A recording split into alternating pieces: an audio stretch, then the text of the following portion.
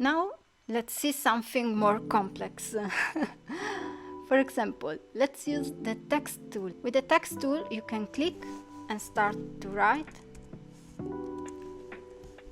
or you can click and drag and you will obtain a text box like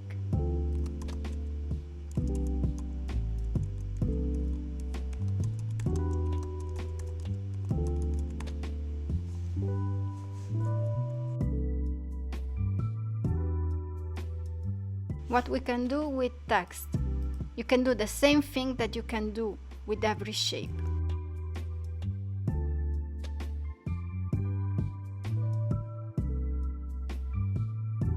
And of course you can select your text and change the font. But the best thing is that we can align the text and create the text on a path.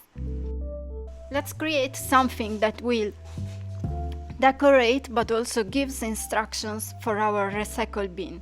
So I can design a circle, click and control, and I have this perfect circle.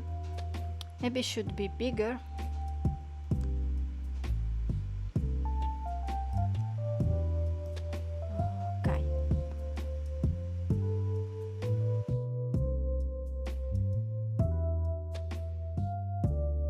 I should align it with this. So once again I select to align to the smallest object, so the red circle on the inner part.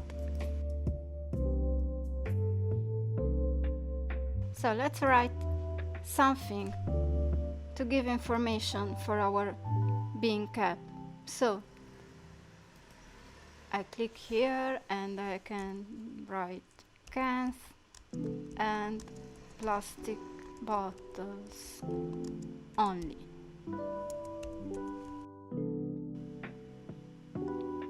And then I can change the font.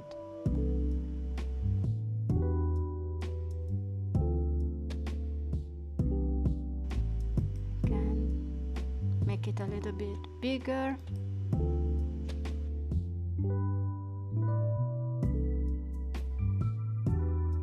Now I select the text and then I also select my blue circle here, and I can do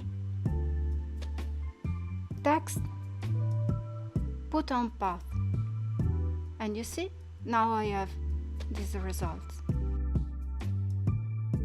But what if I want to rotate it? Because you see, it's not centered with those side parts. Now with the selector tool, if I select this, you will see that I have the arrows for stretch. But if I click once again in the area of the object, you see that the arrows are changed.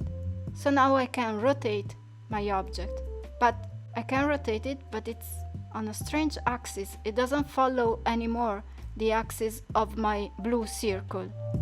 So undo.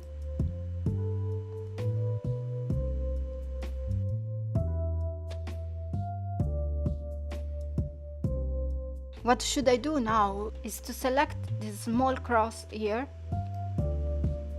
and move it to the center. So now if I rotate this,